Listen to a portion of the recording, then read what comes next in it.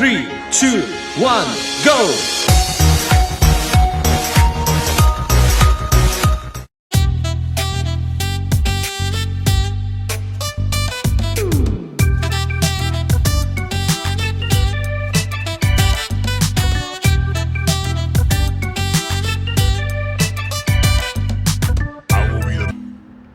What's up everybody, Jake Cordell here.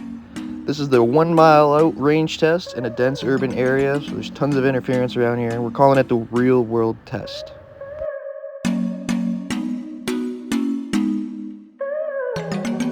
Home point updated.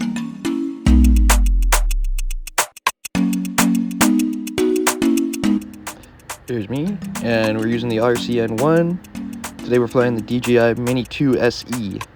Out of my backyard, and we're going to be heading to the east, northeast, I guess.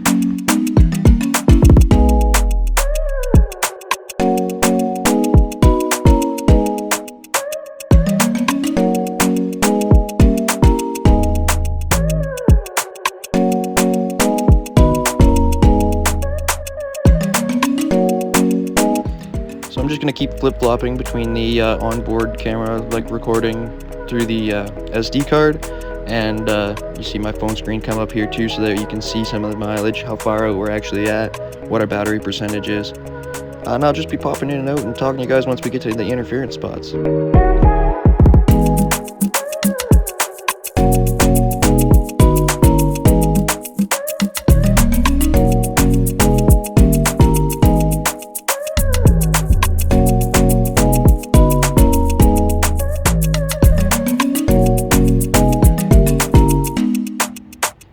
As you all know, over here at the Cordell Drone, we keep everything legal to our Canadian airspace limits. Everything stays below 400 feet.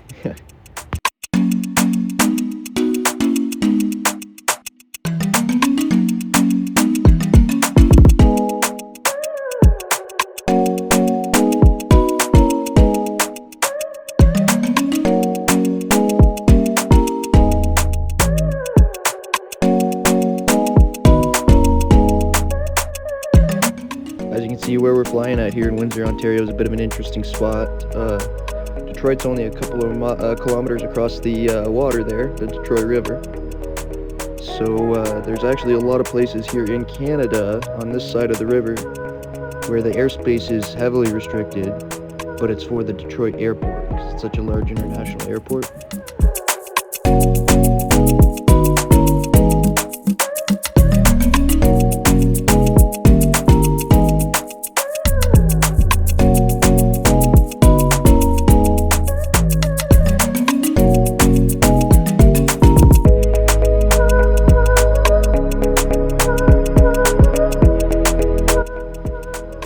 And coming back over to the phone screen now.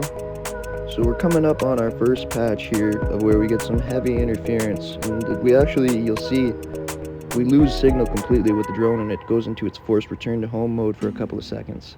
Starts heading back. We make it almost to the river there. What you see out there beyond in the water is called Peche Isle. A lot of interesting history happened over there. It's actually on the Canadian side of the border. Whereas just off to the west of that island is Belle Isle, which is American.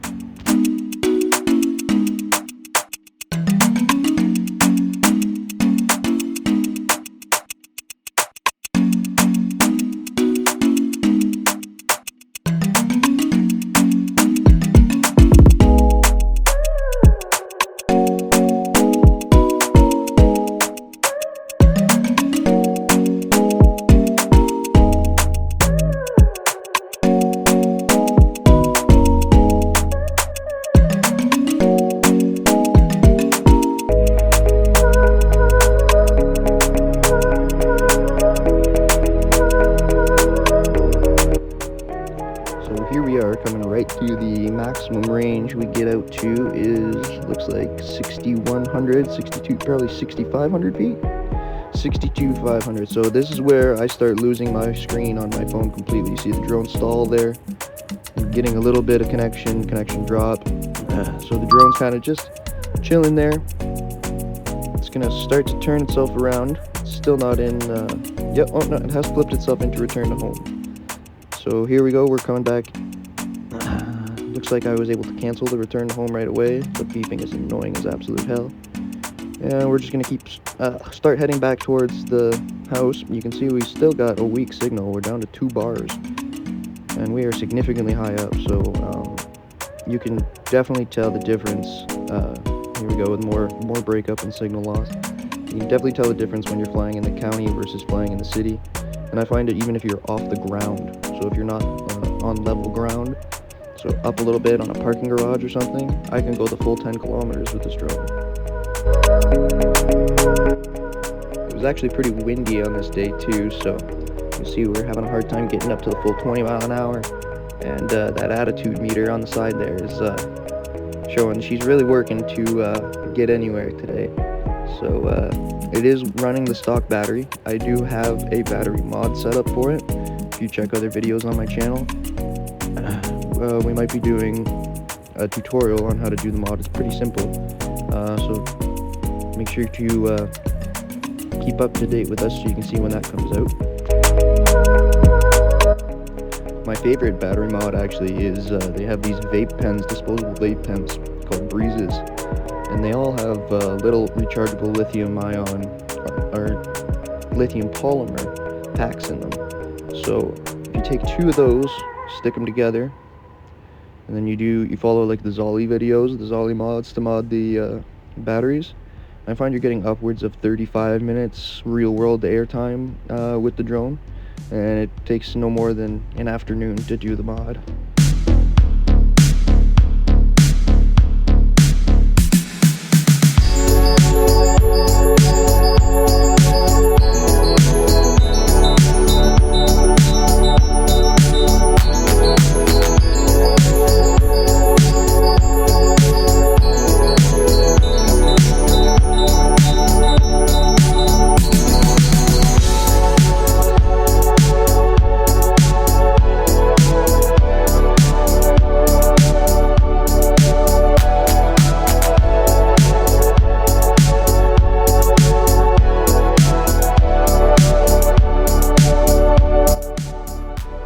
Almost back at the house now, and I'm going to show you the difference. The way we just flew out there is the straightest, really straight shot that I have out of my backyard that isn't covered with trees and stuff. So we're going to go back and we're going to head out to the south of the house, and there is a row of trees before there's any open field. You can see that there's a large park kind of we're going to fly over. But before you get there, there's houses it has to travel, the signal will have to travel through, and a few other things, 2 trees in that park. So you'll see the difference of the range, whereas we were just able to get out to 6,200 feet. I think we get around 3,000 going the other direction, so it's definitely a big difference.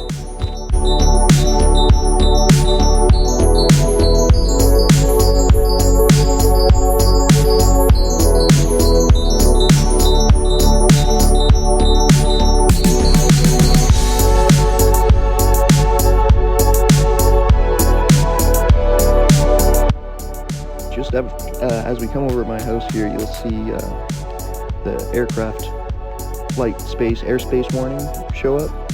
It's kind of funny, that is a Detroit airspace that we will be flying into, but we are well into Canada now on this side of the border. It almost lines up directly with my street where the no-fly zone is, but we're well enough below our limit. You see why I get the drone right back down for these times.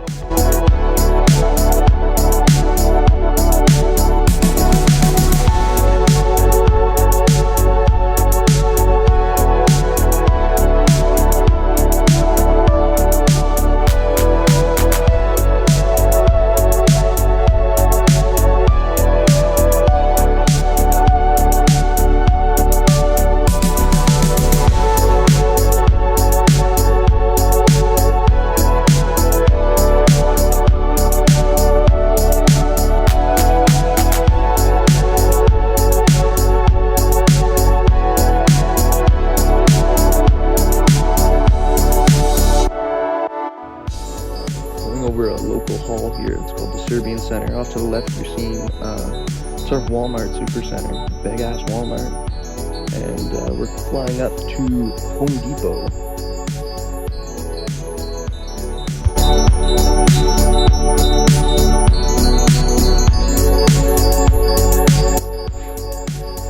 pretty quickly the signal drops right out falls on its face as we get out over Home Depot. And I think that's mostly just caused by the trees and stuff that the signal has to pass through. Because I find if I go into my front yard, I can make it a lot farther out this direction.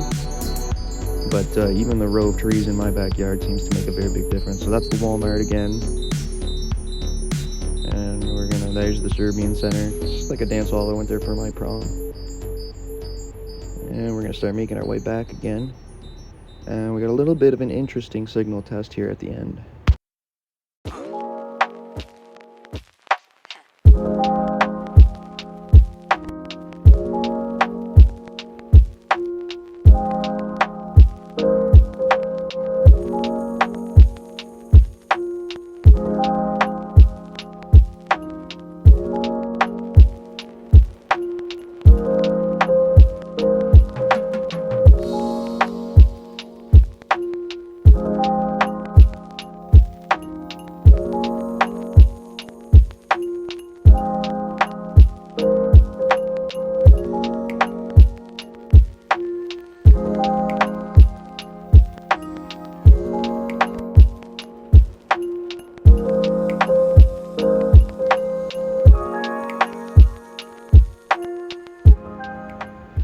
So what you're gonna see here when the video skips, I don't actually physically land the drone, but like I said, the weather was, as you can see, pretty gloom today. It was kind of threatening to rain, and we even did get some sprinkles here and there. So basically all I'm doing here is I'm coming down.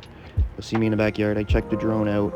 I skipped that part because we don't need to be here all day, but you see I checking the drone out, just making sure that it's not wet, because I mean that's got to be hard on the motors.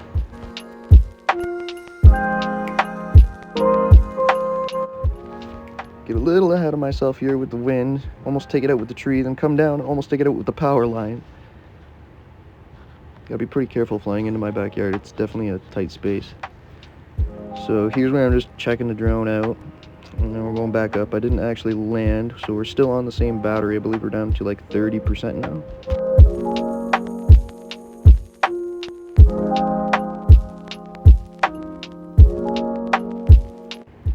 Here's where the signal test gets interesting. The reason you see me hovering over the house here, I'm speeding up, is because I'm actually going into the house, and I'm going to be sitting in the front window of the house. And it's kind of funny to see how the signal is affected actually when we get a lot closer back to the house, because there's a metal awning on the front of the house, and it does a pretty funky things to the signal.